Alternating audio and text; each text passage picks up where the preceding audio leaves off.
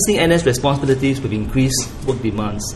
Record 5 has recommended that NS men be allowed to bring and use work-related computing on mobile devices such as Blackberries, PDAs, and laptops during the non-training times of their in-camp training. I read that this item has received quite a lot of buzz on the internet. MINDEF has considered and agreed that the recommendation would help to minimize work disruptions for the NS men as well as their employers. So this will help them to keep in touch with the employers, and employers keep in touch with them.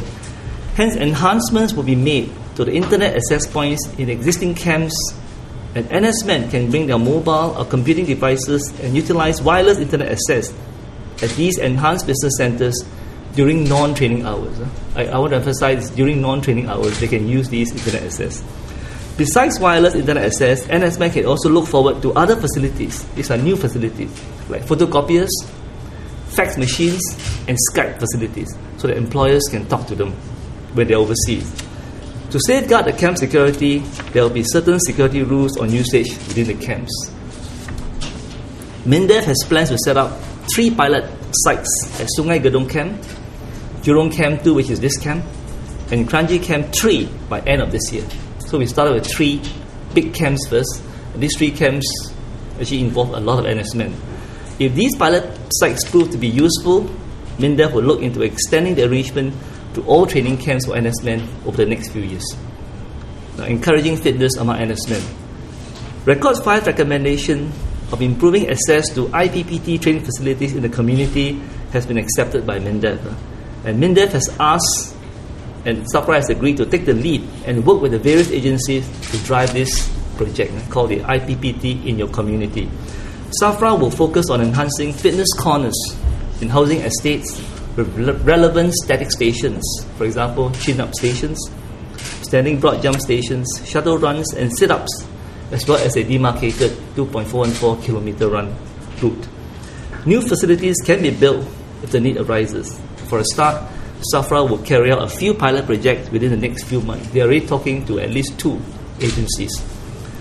Recognizing contribution from families. NS men needs the support of families and employers. This committee, Record 5 committee, hopes that families can also be recognized, and government has accepted this recommendation. The introduction of the family recognition voucher is another Record 5 recommendation which the government is supportive of. A family recognition voucher worth $100 will be awarded to NS men who perform well during the ICT or in courses. For example, those who are in the top 10% of their cohort in ICT will receive these vouchers, which can be used to spend time with their families in attractions such as Singapore Discovery Centre or SAF and Home Team and Chalet. These recommendations, which have been accepted by the government, serve to recognize not only the contributions and sacrifices of NS men, but also the strong support given by their families and their employers. You can refer to the handouts given by MINDEF for more details. I think our staff will also brief you if there are any questions to ask them. Thank you. So, in conclusion, I would really like to thank MOS Kusaiki as well as the members of the Record 5 committee for having gone through to see what it is that we can do to recognize the contributions of our national servicemen, as well as to recognize the contributions and the sacrifices that their families and their employers make.